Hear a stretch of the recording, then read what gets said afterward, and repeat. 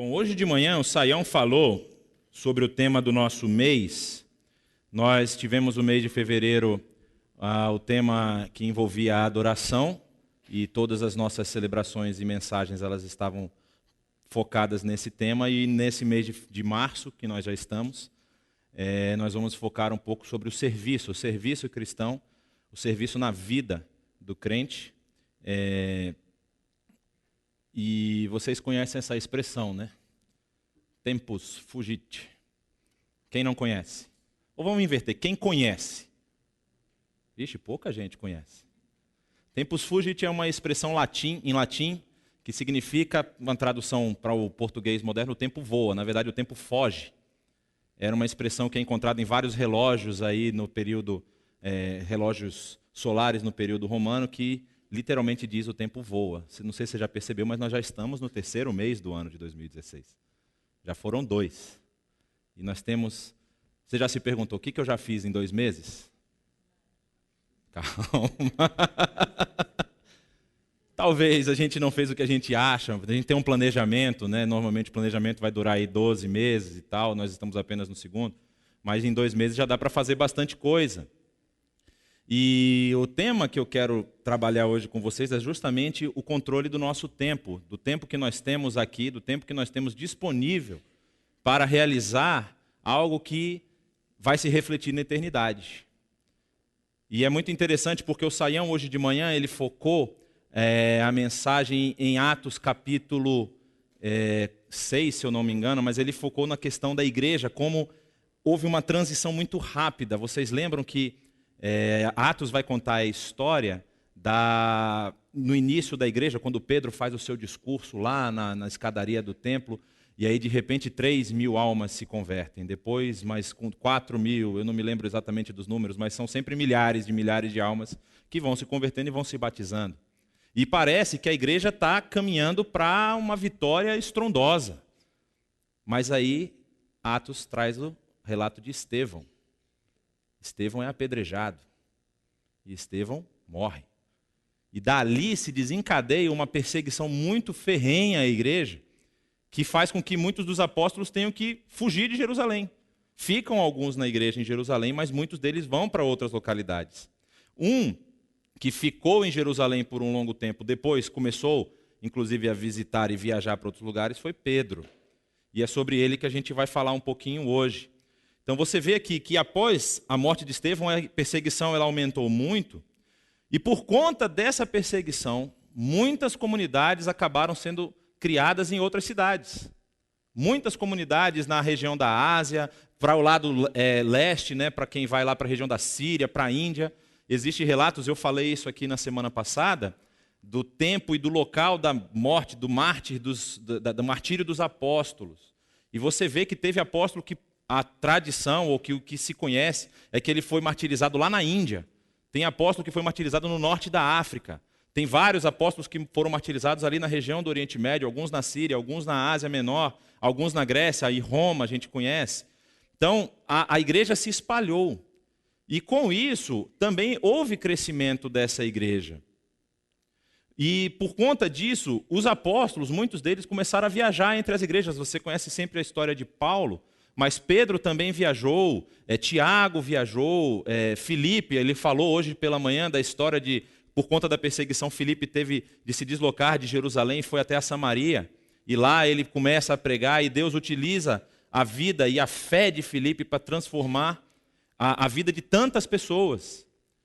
E aí o que acontece? Mas só que tem uma questão muito interessante, porque o Filipe que é mencionado lá não é o apóstolo. É um outro. E aí o que acontece? O que nós vemos? A primeira carta de Pedro escreve a sua carta para a igreja que está na região da Ásia Menor. No próximo slide vocês vão ver para onde é endereçada essa carta. E essa é uma carta que, por conta da sua utilização e da sua circulação muito ampla, ela foi pouco contestada. Todo mundo, você vai ver aí, Policarpo, que é um dos pais da igreja, Irineu, Clemente, que é da cidade de Alexandria, que fica no norte da África, Tertuliano, o historiador da igreja cristã Eusébio, todos eles dizem, a carta realmente é de Pedro. Então a autoridade dessa carta é muito pouco contestada, Apesar de que, por conta do aumento da crítica, a gente chama de alta crítica textual, do final do século XIX, e principalmente na Europa, na Alemanha, começaram a levantar questionamentos a respeito da carta. E um dos motivos é o que está aí. É um grego muito rebuscado, é um grego muito literário. Aí se levanta a pergunta, como Pedro, um homem que era pescador, segundo os relatos bíblicos, escreve uma carta num grego tão bom? Afinal de contas, se espera que ele pelo menos conhecesse grego, mas não que ele fosse uma pessoa letrada em grego para escrever uma carta nesse nível. Essa carta ela tem um grego no nível de alguns filósofos gregos. Aí se levanta uma possibilidade de resposta para essa pergunta, que ele fala no capítulo 5, verso 3 da sua carta, que Silvano, que também é chamado de Silas, foi quem ajudou a redigir a carta. Então é muito provável que Silvano ia ouvindo o que Pedro estava falando e ia transmitindo isso para o grego, um grego mais erudito. E também quem ajudou foi o evangelista Marcos. Marcos escreve o seu evangelho viajando com Pedro e ouvindo as histórias que Pedro falava a respeito de Jesus. Isso é o que a teologia entende hoje pela construção do evangelho de Marcos. É assim que ele constrói o seu evangelho e a sua história.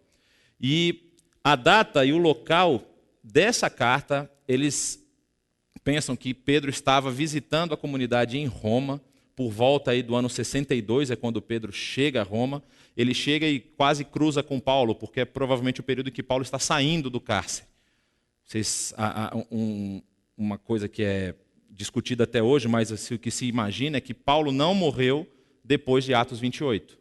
Atos 28 encerra com Paulo numa casa, pregando o evangelho para várias pessoas. Ele diz que várias pessoas ouviram a respeito do evangelho porque Paulo estava lá, mas a tradição entende que Paulo sai da prisão, continua a sua viagem, é preso uma segunda vez e aí ele é martirizado. Lá para o ano 69, 68, depois que Nero deflagra uma perseguição terrível. Vocês lembram que Nero botou fogo em Roma? Todo mundo lembra disso? Inclusive tem um programa de computador que é de queimar CD, chama Nero. É em homenagem ao imperador. E ele põe fogo em Roma e põe a culpa nos cristãos. Que, foram eles que queimaram Roma. E aí começa de novo essa perseguição à igreja muito forte. E há um paralelismo muito forte também com a carta aos Efésios. Se você estuda a carta aos Efésios, depois você lê essa primeira carta de Pedro, ela é muito interessante porque ela trabalha alguns temas que estão presentes nas duas cartas. E eu acho tão interessante, eu estava lendo essa carta, e eu li o início dela. Eu convido você a abrir, se você trouxe, porque não está aqui, o primeiro capítulo, a saudação e as primeiras palavras que o apóstolo Pedro escreve para essa igreja. E eu só vou, antes de ler, mostrar para quem ele endereçou essa igreja. Se você conseguir ler, os destinatários estão no primeiro verso. Ele vai falar, é do Ponto, Galácia, Capadócia, Ásia e Bitínia. Ponto está no norte dessa península, que é chamada Península da Anatólia. Abaixo do Ponto tem aqui embaixo logo Capadócia, um pouco mais para a sua direita, para a sua esquerda, Galácia. A Bitínia está em cima, e onde tem vários pontinhos vermelhos que vocês estão vendo é onde tinha igrejas cristãs, onde tinham comunidades cristãs, essas cidades do primeiro século que já possuíam alguma comunidade cristã, e a concentração maior ali está na região da Frígia e da Ásia, que são as igrejas fundadas pelo apóstolo Paulo. Ali, num daqueles pontos, está Éfeso. Éfeso se tornou um dos polos missionários da região. Várias igrejas foram fundadas por pessoas que passaram por Éfeso, tiveram a sua vida transformada pelo Evangelho e voltaram para as suas regiões e acabaram criando outras comunidades. E aí Pedro dirige a sua carta para essas comunidades que estão nessas regiões. E aí é muito interessante porque eu vou ler aqui, fazer uma leitura rápida, até o verso 12. Diz o seguinte: Pedro, apóstolo de Jesus Cristo aos eleitos de Deus, peregrinos, dispersos no Ponto, na Galácia, na Capadócia, na província da Ásia e na Bitínia, escolhidos de acordo com o pré-conhecimento de Deus Pai, pela obra santificadora do Espírito, para a obediência a Jesus Cristo e a aspersão do seu sangue. Graça e paz lhes sejam multiplicadas. Bendito seja Deus, o Deus e Pai de nosso Senhor Jesus Cristo. Conforme a sua grande misericórdia, Ele nos regenerou para uma esperança viva, por meio da ressurreição de Jesus Cristo dentre os mortos, para uma herança que jamais poderá perecer, macular-se ou perder o seu valor. Herança guardada nos céus para vocês, que mediante a fé são protegidos pelo poder de Deus, até chegar à salvação, prestes a ser revelada no último tempo. Nisso vocês exultam, ainda que agora, por um pouco de tempo, devam ser entristecidos por todo tipo de provação. Assim acontece para que fique comprovado que a fé que vocês têm, muito mais valiosa do que ouro que perece, mesmo que refinado pelo fogo, é genuína e resultará em louvor, glória e honra quando Jesus Cristo for revelado. Mesmo não tendo-o visto, vocês o amam. E apesar de não verem agora, creem nele e exultam com alegria indizível e gloriosa, pois vocês estão alcançando o alvo da sua fé, a salvação das suas almas. Isso aqui ele escreveu para a gente. Quem aqui viu a Jesus Cristo? Ninguém. E é a nossa realidade. Olha que interessante. Ele fala, mesmo não o tendo visto, vocês o amam. Isso aqui é muito bonito. Foi a respeito, no verso 10 ele continua, foi a respeito dessa salvação que os profetas que falaram da graça destinada a vocês investigaram e examinaram, procurando saber o tempo e as circunstâncias para as quais apontava o Espírito de Cristo que neles estava, quando lhes predisse os sofrimentos de Cristo e as glórias que se seguiriam àqueles sofrimentos. A eles foi revelado que estavam ministrando não para si próprios, mas para vocês, quando falaram das coisas que agora lhes foram anunciadas por meio daqueles que lhes pregaram o Evangelho pelo Espírito Santo enviado dos céus, coisas que até os anjos anseiam observar. Então a gente vê logo no início da carta que essa é uma carta atemporal. Essa é uma carta que Pedro está escrevendo para aquela comunidade que está ali, mas ela vai se repercutir na história. Porque nenhum daqueles que ele estava escrevendo, ou ele imaginava que nenhum daqueles, conviveu com o Senhor Jesus. É possível que alguém tenha passado em Jerusalém no período que Jesus estava fazendo o seu ministério, ou na Galileia, mas é muito complicado a gente imaginar que alguém nessa região tenha tido convivência com Jesus. E é o nosso caso, nós também passamos por isso e recebemos dessa graça a esperança, como ele fala, que é a salvação das nossas almas. E no capítulo 4, que é o capítulo que eu quero trabalhar hoje, nós vamos ver um pouco do que o apóstolo Pedro está falando para a igreja a respeito de como a igreja precisava investir o seu tempo. Havia uma ideia que é reinante em algumas das cartas, vocês percebem isso, é até palpável. O apóstolo Paulo, quando escreve a sua carta para os Tessalonicenses, que é uma das suas primeiras cartas, havia uma ideia que estava muito presente na cabeça da comunidade que estava surgindo e dos apóstolos também, que a volta de Jesus era iminente. Então eles falavam, olha gente, Jesus vai voltar daqui a pouco e vocês precisam estar preparados. Só depois, no final da vida, tanto o apóstolo Paulo, o apóstolo João vai falar sobre isso, que eles começam a perceber que mesmo que a volta não fosse tão iminente assim, era necessário que se mantivesse um comportamento aceitável diante daquilo que Jesus tinha vindo fazer. Então, há uma série de instruções para como as pessoas, como a igreja deveria se comportar. E é sobre isso que a gente vai falar agora. No começo do capítulo 4 tem esse texto que nós vemos. Portanto, uma vez que Cristo sofreu corporalmente, armem-se também do mesmo pensamento, pois aquele que sofreu em seu corpo rompeu com o pecado. Armem-se, lembra que eu falei que tem um paralelismo com Efésios. Aqui tem aquela visão da armadura que o apóstolo Paulo escreve no capítulo 4, 5 de Efésios. Para você se munir, se preparar, aqui é uma visão até militarista, porque a partir do momento que você, tendo o mesmo pensamento de Cristo, que abre mão de toda a sua divindade, vive entre nós, sofre o que sofreu sem pecar, você precisa ter o mesmo pensamento.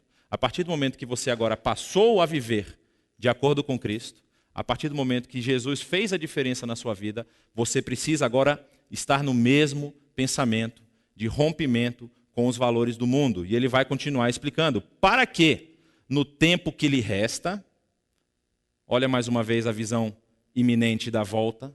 E nós, hoje, podemos dizer, nós temos planos, talvez, como eu fiz a brincadeira, quem já fez alguma coisa nesses 2 meses. Você pode até pensar, nossa, mas ainda tem 10, eu ainda consigo realizar muita coisa. Aí eu me lembro daquele texto de Jesus falando, quem que pode adicionar um dia na sua linha do tempo? Quem de nós pode dizer que dia vai morrer? Então isso vale para hoje. Ele continua dizendo, o tempo que lhes resta não viva mais para satisfazer os maus desejos humanos, mas sim para fazer a vontade de Deus. E ele vai exemplificar. Nós temos uma comunidade, eu estava pensando nisso essa semana, nós temos uma sociedade, a sociedade brasileira, ela ainda é um pouco conservadora.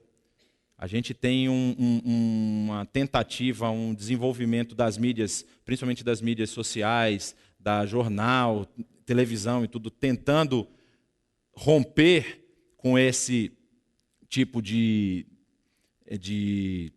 conservadorismo, apresentando nas novelas, porque nós precisamos nos libertar das paixões ou da religiosidade que trava o nosso povo, por isso a gente coloca casal gay, a gente coloca mãe que trai o marido e faz um monte de coisa, isso é o que a televisão faz, mas eu acho ainda que a nossa sociedade é muito conservadora para alguns aspectos. E o que, na minha concepção, causa isso? Nós temos uma formação cristã católica. A formação da sociedade brasileira vem do catolicismo, que é, ainda que com suas questões de funcionamento de ordenanças, é uma religião que é baseada no texto bíblico. Possui ainda os éditos papais e outras coisas que complementam a sua doutrina, mas assim, por conta disso, eu já tive algumas discussões com algumas pessoas, eu falei, você acha que se nós tivéssemos um plebiscito para autorização do casamento entre pessoas do mesmo sexo, você acha que o casamento seria liberado? A maioria deles diz que não. Eu nunca fiz esse teste, mas assim, a reação que você percebe é sempre aquele negócio, né? Não, é tão bonito, tudo, olha que legal, o amor. O amor tem que vencer todas as coisas. Mas quando é na minha família, não pode. É bonito na família do outro, mas na minha não. Esse negócio de gay, vai para lá. E nós temos esse tipo de reação. E tem gente que não tem nada a ver com religiosidade e tem esse tipo de reação. E aí, no caso de Pedro, ele está vivendo numa sociedade que ela era hedonista. Então, quando a gente lê esse texto aqui, que ele vai falar que as pessoas, olha só, vocês já gastaram tempo suficiente fazendo o que agrada aos pagãos. Que coisas são essas? Naquele tempo vocês viviam em libertinagem, na sensualidade, nas bebedeiras, orgias e farras e na idolatria repugnante. Graças a Deus isso não acontece mais, não é verdade? Basta ver o carnaval. E aqui ele está apontando porque a sociedade estava imersa nesse mundo. Nós não temos assim nós ainda temos uma censura, como é que eu diria, censura social, não sei se essa palavra existe, estou inventando, mas nós temos ainda um conservadorismo, por exemplo, se uma pessoa andando sem roupa, sem a parte de cima, uma mulher principalmente, sem a parte de cima andando na rua, vai dizer que é atentado ao pudor. Nós temos leis que protegem alguns comportamentos. Não era o caso da época. Aliás, o que se tinha, quase a maioria das festas das divindades, e eram muitas, eram festas de orgias. Isso era comum. Então, quando ele fala isso, ele já está começando a acender o alerta. Olha, vocês estão nessa sociedade, e nós estamos numa sociedade onde a sensualidade, a libertinagem, a bebedeira, ela é velada, mas ela ocorre. E você precisa abrir o olho para isso. Você precisa entender que você não pode mais viver por esses valores. E aí ele aponta para o sinal dos tempos. Eles acham, falando dos pagãos, os pagãos acham estranho que vocês não se lancem com eles na mesma torrente de imoralidade e por isso os insultam. Você já foi criticado por não querer participar de alguma coisa no seu trabalho? Você já foi criticado quando o pessoal chegou para você e falou, vamos lá, vai ter um happy hour aí, poxa, não vou, cara, porque, não, mas então, eu tenho esposa, ela está me esperando. Que mulher, deixa ela lá. Já aconteceu isso com algum de vocês? Isso é comum. É isso que a sociedade vive. Ela vive para a satisfação dos desejos próprios, para a satisfação das suas próprias necessidades. E quando você alinha e você se arma com o mesmo pensamento de Cristo, você rompe com esse tipo de padrão, você vai sofrer, porque a sociedade não te aceita. Os insultos vão vir. E ele está falando isso aqui, ó. Olha o que ele diz. Contudo, eles terão que prestar conta àquele que está pronto para julgar os vivos e os mortos. Por isso mesmo, o evangelho foi pregado também a mortos, para que eles, mesmo julgados no corpo segundo os homens, vivam pelo Espírito segundo Deus. Eu esqueci que eu ia fazer uma coisa no início, eu vou fazer agora. Vocês que trouxeram Bíblia, por favor, abram a Bíblia de vocês em Deuteronômio. Vocês lembram do Pentateuco, é o último livro do Pentateuco. No capítulo 29, no verso 29.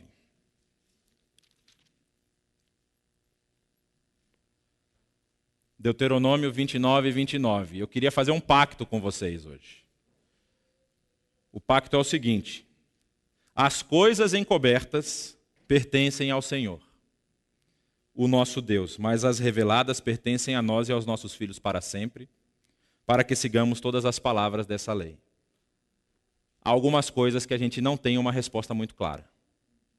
Esse texto é um texto muito complicado, porque muita gente analisa esse texto e quer dizer, olha lá, ó, o evangelho foi pregado a mortos. O apóstolo Pedro está pegando um ponto do capítulo anterior.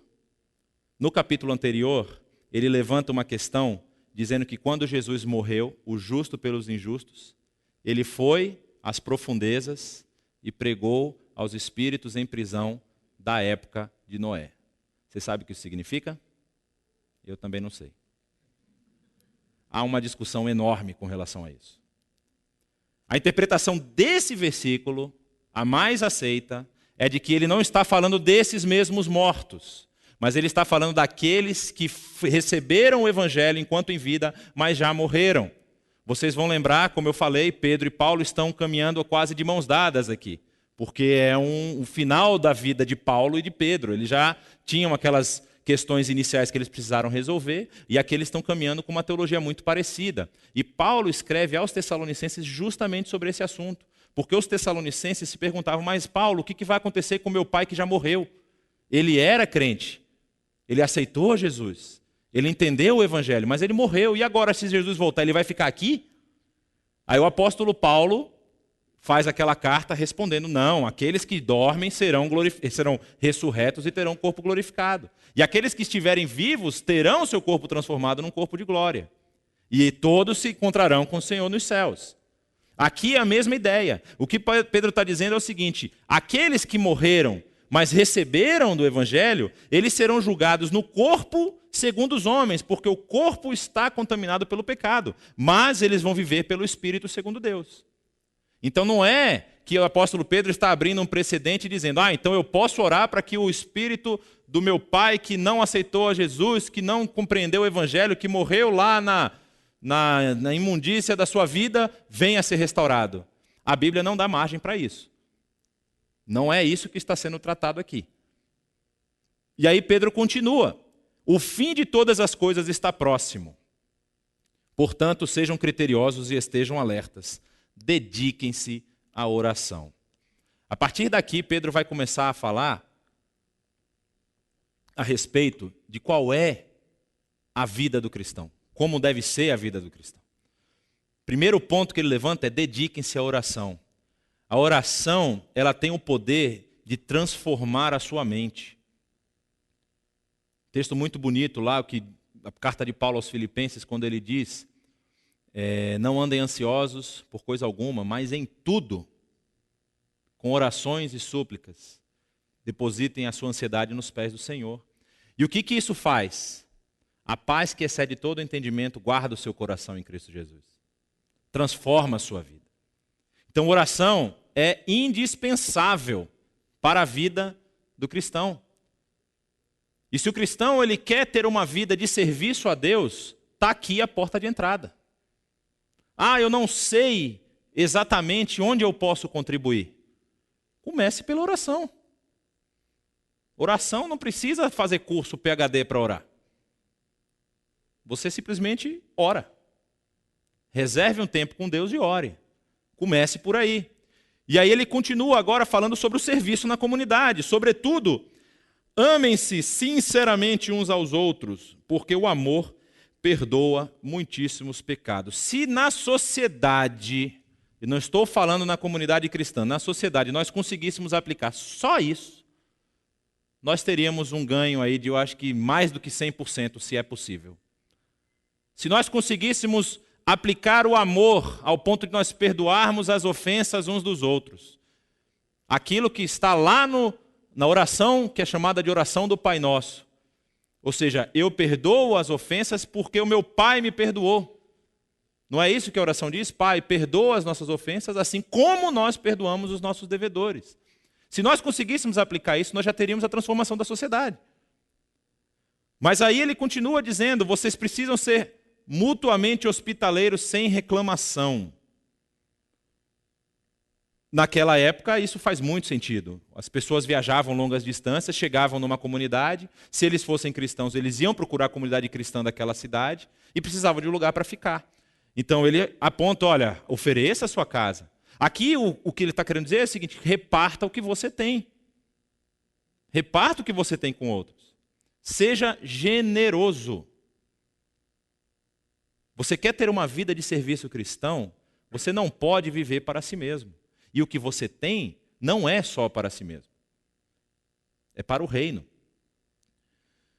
E aí ele continua dizendo, cada um exerça o dom que recebeu para servir os outros, administrando fielmente a graça de Deus em suas múltiplas formas. Aí ele vai falar um pouco de uma pequena lista de dons que ele levanta, dizendo, se alguém fala, aqui eu entendo que é a parte da pregação ou até da instrução, faça-o como quem transmite a palavra de Deus. Se alguém serve, faça-o com a força que Deus provê. De forma que em todas as coisas Deus seja glorificado mediante Jesus Cristo, a quem sejam a glória e o poder para todos sempre. Amém. E aí a gente começa a pensar, realmente, se a gente começar a aplicar essas coisas, não só eu vou fazer diferença na minha comunidade, mas eu vou fazer diferença na sociedade também. As pessoas elas vão perceber que tem algo diferente em mim. Uma frase muito famosa que eu atribuo a São Francisco de Assis, não sei se tem alguém que falou antes dele isso, mas o mais antigo que eu conheço é ele. Ele diz, pregue o evangelho o tempo todo. Se for necessário, use palavras. O seu comportamento é o maior testamento do evangelho que uma pessoa pode ler. O seu comportamento, ele é a maior exposição do evangelho que uma pessoa pode ter. E aí você pensa, bom, se eu fizer isso aqui, então significa que eu estou servindo a Deus. E servir a Deus é uma coisa boa. Isso significa que a minha vida vai melhorar, porque as pessoas vão perceber que eu estou sendo uma pessoa mais boazinha, e aí eu vou ter menos problemas. As pessoas da minha comunidade da fé vão perceber que eu quero viver mais parecido com o que Jesus ensinou. E aí a gente vai ter um relacionamento melhor. E aí os problemas se acabaram. Aí o apóstolo Pedro continua. Amados, não se surpreendam com o fogo que surge entre vocês para os provar, como se algo estranho lhes estivesse acontecendo. Mas alegrem-se à medida que participam dos sofrimentos de Cristo, para que também, quando a sua glória for revelada, vocês exultem com grande alegria. Se vocês são insultados por causa do nome de Cristo, felizes são vocês, pois o Espírito da glória, o Espírito de Deus, repousa sobre vocês. Eu gosto de compartilhar algumas histórias que eu vivi nessa vida, e teve uma que me transformou. Eu, antes de estudar teologia, eu estudei engenharia. Não cheguei a me formar, fiz 3 anos de engenharia. Eu não sei se eu já compartilhei isso com os irmãos, mas Uma vez eu estava lá no curso, estava no 5º semestre de engenharia, não me lembro nem que matéria era que eu estava fazendo, e eu fui com uma camiseta que tinha algum versículo, e tinha o nome de Jesus no versículo. E aí eu sentei lá na aula, teve um intervalo, uma pessoa, um amigo que já conversava comigo há muito tempo, virou para mim e falou assim, mas que camisa é essa? Não sei o que. Eu falei, não, camisa e tal. Eu falei, mas você é crente? Aí eu falei, sou. Ele falou, você é crente? Eu falei, opa, alguma coisa está errada. Se a sua vida tem sido só um mar de rosas, alguma coisa está errada. Você precisa rever os seus conceitos, como dizia uma propaganda que queria mudar muitos conceitos. A vida do cristão não é que ele precisa arrumar briga com todo mundo, não é isso. Mas ela precisa incomodar. Ela precisa incomodar a sociedade. Se você está vivendo uma vida que a sociedade não se incomoda, reveja os seus conceitos. Veja o que você tem feito. Veja quais são as coisas que você tem participado. Veja quais são os grupos que você tem andado. O que você tem falado. Vou voltar um pouquinho aqui, só para a gente reler o versículo 11. Se alguém fala, faça-o como quem transmite a palavra de Deus. Se alguém serve, faça-o com a força que Deus provê, de forma que em todas as coisas Deus seja glorificado. Se a sua vida não tem gerado um desconforto naqueles que não têm um relacionamento com Deus, é necessário você rever o que você tem feito. A minha sugestão é, comece lendo a Bíblia. O Evangelho de João é uma boa pedida para começar. Se você não tem uma prática de leitura, porque João ele apresenta os milagres, os acontecimentos na vida de Jesus, que mostravam o motivo por que ele esteve aqui. Mostravam por que ele era e é o Filho de Deus. Depois você começa a ler Romanos, que aí você já fica meio doidão e vai para frente. Se vocês são insultados, já falei. Se algum de vocês sofre, que não seja como assassino, como ladrão, como criminoso, ou como quem se intromete em negócios alheios. Contudo, se sofre como cristão, não se envergonhe, mas glorifique a Deus por meio desse nome. Pois chegou a hora de começar o julgamento pela casa de Deus. E, se começa primeiro conosco, qual será o fim daqueles que não obedecem ao Evangelho de Deus? Começa a arrumar dentro de casa. Talvez seja por isso que no serviço cristão a gente enfatize tanto essa questão de você ter uma conduta que condiz com os ensinamentos da Bíblia. Porque a gente precisa começar aqui.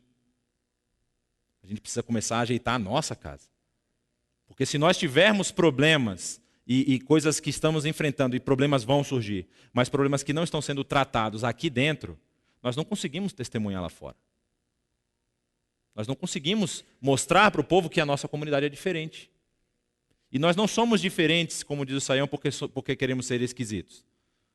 Nós não queremos ser esquisitos. Nós queremos ser diferentes porque a mensagem que nós temos é diferente. Mas nós podemos nos relacionar, nós podemos trabalhar, nós podemos fazer negócios. Agora, o que a gente não pode é fazer isso aqui, né? Matar, ser ladrão, criminoso. Isso era algo que na época era um tanto quanto mais fácil. Você não tinha uma polícia tão espalhada assim. Se o cara cometesse crime numa cidade, ele fugia para outra.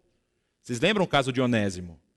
Onésimo vai se encontrar com Paulo em Roma, tem a conversão, e aí Paulo manda ele de volta para o seu senhor, que é Filemão, a carta de Filemão é isso.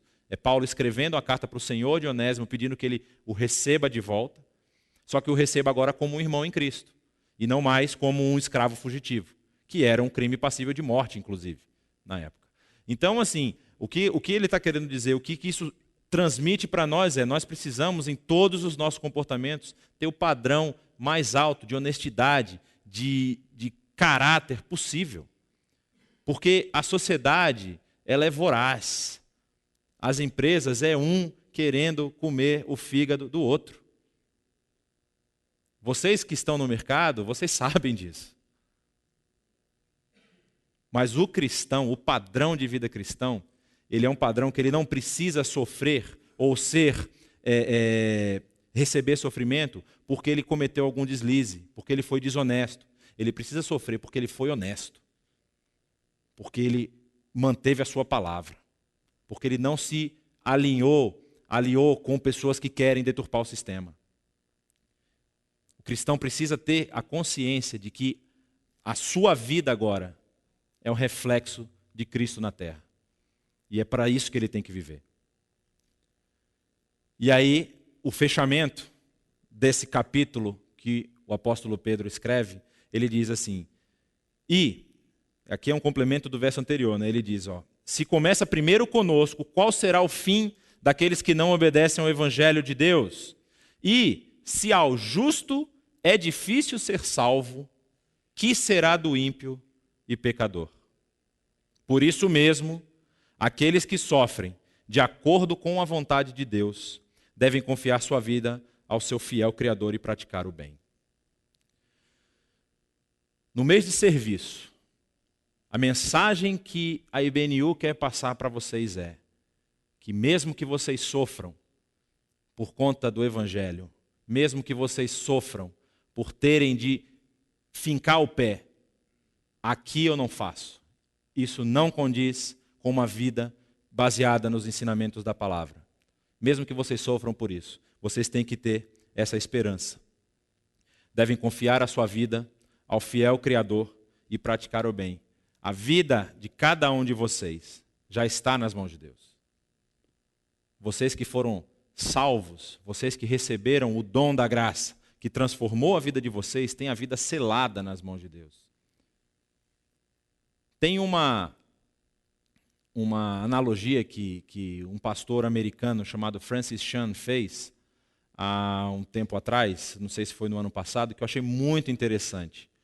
E ele fala o seguinte, ele pegou uma corda muito longa, como se fosse daqui até lá o final desse tablado, e a corda era branca, e ele pintou um pedaço assim, de vermelho. E aí ele fala, imagina que essa corda não tem fim. Imagina que essa corda segue para o resto da vida, para dar 10 voltas no mundo, ou mais, e continua dando. E isso aqui, esse vermelho que está na ponta, é o período que nós passamos aqui na Terra. A corda é a eternidade. E é tão interessante que muitas vezes as pessoas elas se preocupam com esse pedaço aqui. Elas estão trabalhando a vida inteira porque aqui no finalzinho desse pedaço eu vou conseguir usufruir do meu trabalho. E às vezes elas fazem qualquer coisa para que esse finalzinho aqui seja proveitoso e prazeroso. Só que ela se esquece que ainda tem muita corda para frente. Na vida de serviço, tudo o que você faz, segundo os padrões cristãos, tudo o que você faz para abençoar e para difundir e crescer o reino de Deus, tem reflexo na eternidade. Agora, o que você faz contra isso também tem. Então eu acho que é importante você pensar direitinho como você quer passar o pedaço maior da corda e não apenas o pedaço pequeno. Vamos orar? Baixe sua cabeça. Pai, nós te agradecemos porque a tua palavra chegou até nós. Nós te agradecemos porque, através do sacrifício do teu filho, nós temos acesso a ti. E nós te agradecemos porque nós vivemos num país que, apesar de toda a comoção social, por questões políticas, por questões de ideologia, nós temos liberdade para nos reunirmos, para cantar, glorificar, adorar o teu nome. E nós temos liberdade para ter acesso a essa palavra, para estudarmos essa palavra, para transformar os ensinamentos que estão nessa palavra em lições para a nossa própria vida. E é isso que nós queremos fazer, Senhor. Quando nós entendemos que nós temos a oportunidade de dedicar a nossa vida no teu serviço, nós queremos nos entregar de corpo e alma nas tuas mãos. Que o teu Santo Espírito possa agir na nossa mente, transformando ideias que são colocadas por esse mundo nas ideias que vêm da tua palavra. Que nós possamos dedicar as nossas vidas, ó Pai, para expandir o Teu reino, para divulgar o Evangelho, para transformar a vida de pessoas, tanto lá do outro lado do mundo, como na porta do meu vizinho. Ó Pai, que a nossa vida ela seja um reflexo claro dos ensinamentos de Cristo Jesus, para que vidas possam olhar e também ter sede dessa transformação. Nós queremos ter a nossa vida dedicada a Ti, no Teu serviço. E assim nós oramos em nome do Teu Filho, Jesus Cristo. Amém.